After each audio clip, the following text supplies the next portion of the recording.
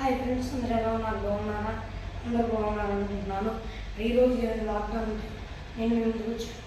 ఈరోజు దేవుని వాగ్దానము సామెత గ్రంథము 17వ అధ్యాయము 17వ వచనము. నిజమైన స్నేహితుడు విడువక ప్రేమించును, దురదశలో అట్టివాడు సహోదరుడిగా ఉంటును. మరి ఫ్రెండ్స్, ఈరోజు దేవుని వాగ్దానము మరి ఎలాంటి పరిస్థితుల్లో ఉండి ఈ వాగ్దానం చూస్తున్నారో నాకైతే తెలియదు, కానీ మరి దేవుడు సెలవిస్తున్నాడు. ఏమనంటే నిజమైన స్నేహితుడు ఎలా ఉంటాడు అనేది దేవుడు సెలవిస్తున్నాడు. విడువక ప్రేమిస్తాడంట. కాసేపేమో ప్రేమించి కాసేపేమో అలిగి నీ మీద నేను అలిగా అని చెప్పి కాసేపు అలిగి ఆ తరువాత ప్రేమించేవాడు కాదంట. ఒకవేళ నువ్వు నాతో ఉప్పని ఎదుటోడు అన్నా కూడా అలానే ఉంటాడు నిజమైన స్నేహితుడు. ఎందుకో తెలుసా? ప్రేమిస్తాడు విడువక. తను ఎలా ఎలా అన్నా కూడా ప్రేమిస్తాడు, ప్రేమతో క్షమిస్తాడు. అలాంటి వాటిని కలిగి ఉంటే ఒకవేళ దురదశ అంటే ఇబ్బందికరమైన పరిస్థితి వచ్చినప్పుడు కూడా అటువాడు సహోదరుడిగా అంటే బ్రదర్లాగా ఉంటాడు. అంటే అన్నదమ్ములు ఎలా హెల్ప్ చేసుకుంటారో అలా ఆ వ్యక్తి అంతా హెల్ప్ చేస్తాడంట. అదే అక్క ప్రేమించినప్పుడు ఏం చేస్తాడంటే దేవుడు సెలవిస్తున్నాడు. వాడంట ఏం చేస్తాడంటే ఈ వ్యక్తి దగ్గర ఉన్నాడు, సహోదరుడికి కదా స్నేహితుడిగా ఉండడు, పలకరిస్తానికి కూడా ఉండడు, కనబడకుండా పోతాడని దేవుడు సెలవిస్తున్నాడు.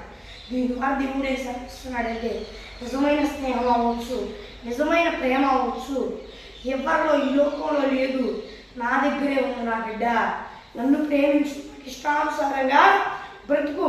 లోకం నేను ప్రేమిస్తున్నాను అనుకుంటున్నావు, వాళ్ళు వీళ్ళు నిన్ను ప్రేమిస్తున్నారు, అబ్బబ్బా జీవితం ధన్యం అని అనుకుంటున్నావు, సాతాను ఉచ్చులో పడుతున్నావు, జాగ్రత్త. నిన్నెవరు ప్రేమించరు. నిజమైన స్నేహితుడిగా ఉండేవాడిని నేనే నిన్ను ప్రేమించేవాడిని నేనే. నీ కష్టం వచ్చినప్పుడు ఆదుకునేవాడిని. ఈ లోకంలో ఎంతో మంది స్నేహితులు ఉంటారు, వాళ్ళు నిన్ను ఆదుకోరు. ఒకవేళ అలాంటి మంచి వాళ్ళు ఉండా కూడా ఏదో ఒక సమయం వాళ్ళు చేయలేని పరిస్థితి వచ్చింది. వాళ్ళు వాళ్ళ ప్రాణాన్ని పెట్టలేరు నీకోసం. వాళ్ళు ఏదైనా చేయగలరేమో, అది వాళ్ళ ప్రాణాన్ని పెట్టగలరా? కానీ నిజమైన ప్రేమ నాలో ఉంది. నీవు నా ప్రేమను అర్థం చేసుకోకుండా లోకస్తులు చూపించే చండాల ప్రేమను ఇదే అబ్బా అని పాపంలో పడుతున్నావు తప్పది. అలాంటి వాళ్ళు నీకు ఏమన్నా ఇబ్బందికరమైన పరిస్థితిలో ఉంటే వాళ్ళు నీకు తోడుగా ఉండరు, సహోదరులుగా ఉండరు. కానీ నేను నిజంగా నేను ప్రేమిస్తూ విడువక ప్రేమిస్తూ ఉంటా. నువ్వు ఇప్పుడు దాకా తప్పు చేశావు, అయినా కూడా నేను ప్రేమిస్తున్నా. ఎందుకో తెలుసా? నా బిడ్డ నా దగ్గరికి వచ్చింది. ఇప్పటికైనా నా ప్రేమను అర్థం చేసుకొని నువ్వు దురదశకి వెళ్తే నేను నీకు కృప చూపిస్తా. ఇప్పటికే నువ్వు ఎన్నో ఘోర పాపాలు చేసావు, వాటినన్నిటి చెప్తావు. ఎప్పుడో కడవరిగిరిలో ప్రాణత్యాగాన్ని చేశా. నా ప్రేమ అర్థం చేసుకొని నా దగ్గరికి రా. లోక చేతిలో ఇప్పటిదాకా మోసపోయావు, దురదశ వచ్చింది ఇప్పుడు నీకు, ఎవరు నీకు హెల్ప్ చేయట్లా. కానీ నేను భయపడక, లోకాన్ని నమ్మవాక, లోకం చేతిలో మోసపోయాను, తప్పుడు పనులు చేయవాక, దశలో నేను నీకు సహోదరుడిగా ఉంటా. అంటే సహోదరులు ఎలా తోడుగా ఉండి ఎలా ప్రేమగా ఉంటారో అంతకంటే ఎక్కువగా నేను ప్రేమిస్తా. నేను నీ పాపాన్ని కడిగి వేశా, నా అమూల్యమైన రక్తాన్ని కలవరిగిరిలో కార్చా నీ కోసం. నాది నిజమైన ప్రేమ. నీకు ఎలాంటి కష్టం వచ్చినా నేను తోడుకుంటా. ఈ లోకాన్ని నమ్మితే విడిచిపెట్టేస్తారు. నువ్వు ఒకవేళ చూస్తున్నావేమో అలాంటి వాళ్ళని, కానీ వాళ్ళు ప్రాణం కట్టలేరు. ప్రాణం పెట్టేటట్టుకుంటారు, కానీ నిజంగా ప్రాణం పెట్టాల్సినప్పుడు కట్టలేరు. నన్ను ప్రేమిస్తే నేను నీకోసం ఎప్పుడో ప్రాణత్యాగం చేశాను. నీవు నన్ను ఎంత ప్రేమించక మునిపే నీవు నా ఎడల అసలు ప్రేమే లేకుండా ఎలా పెట్టి అలా ఉన్నప్పుడే నేను నిన్ను ప్రేమించాను. అలాంటి వాళ్ళు నిజమైన మిత్రులు. నువ్వు ఎవరినైనా హింసిస్తూ బాధ పెడుతూ వాళ్ళు నీకు శత్రువులు అవుతారే తప్ప నీ మిత్రులుగా ఉండవు. నీకు మిత్రులుగా ఉండిపోరు, నేను ప్రేమించవు. ఎవరైతే నా బిడ్డలైన వారు ఉంటారో వాళ్ళలో అలాంటి లక్షణం కనబడింది తప్ప ఎవరిలో అలాంటి లక్షణం కనబడింది.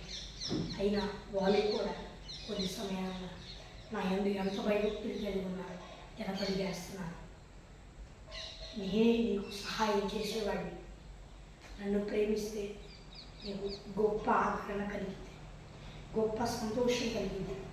నా మాట విను నా కుమారుడు, నా కుమార్తె అని మరి దేవుడు సెలవిస్తున్నాడు ఫ్రెండ్స్. మరి దేవుడు ఈ మాటలు ఆశీర్వదించుగాక. మరి దేవుడు మరి ప్రతిరోజు వాగ్దానం మరి చిన్న ప్రార్థన చేసుకున్నాం. పరలోకమున్న దేవా, నీ వాగ్దానం ద్వారా సూటిగా స్పష్టంగా నీ బిడ్డలతో మాట్లాడినందుకు వేలాది కోట్ల స్తుతులు స్తోత్రాలు చెల్లిస్తున్నాను. దేవా, ఈ లోకంలో ఉన్న నీ బిడ్డలందరూ అలాగే ఈ వాగ్దానం చూస్తున్న నీ బిడ్డలందరూ నేను నమ్ముకొని మానవచ్చు పశ్చాత్తాపం పొందుకొని నాయన బాప్తిస్మం చేసుకొని రక్షణ పొందుకొని నీ ఆత్మ పొందుకొని నీ ఆత్మ అభిషేకం పొందుకుంటూ సాధించి పొందుకొని కూడా దానికి మళ్ళా మానవచ్చు చాలా పొందుకొని తీర్చుకొని తీసుకొని దారి తప్పితే దేవా మానవచ్చు పశ్చాత్తాపం పొంది రక్షణ పొందుకొని నీ ఆత్మ పొందుకొని నీ ఆత్మ అభిషేకం పొందుకోవాలయ్యా. ఎస్ఐయా నాయన ఎవరైనా దుర్బోధనలు పడి మళ్ళా రెండోసారి బాప్తిసం తీసుకోవాలి దారి తప్పిపోయామో అని అనుకుంటారేమో. అలా తప్పు కదయ్యా. అలా చాలా దుర్బోధనలు పడుతుంది. ఆ దుర్బోధనలో పడకూడదు. ఇవాళ ఎవరైనా దారి తప్పితే మళ్ళా మానవచ్చు పశ్చాత్తాపం పొందుకొని రక్షణ పొందుకొని ఆత్మ అభిషేకం పొందుకొని సాధించి యేసు నామం పేరు గడుచున్నాను. నా లోకం పొందున నా ప్రేమ తండ్రి ఆమెన్. మన ఫ్రెండ్స్తో నేను వాగ్దానం మరి మీ ప్రార్థన వరకు ఇక్కడ కనిపిస్తున్న +91 6305 9600 అనే నెంబర్కి కాల్ చేయండి. మరి ఒకసారి ఇంగ్లీష్లో చెప్తాను. +91 6305 9600 అనే నెంబర్కి కాల్ చేయండి. మరి ఉపయోగం వాగ్దానం మళ్ళీ కృపాశీర్వాదానికి తోడే నడిపించింది కామెంట్ ప్రైజ్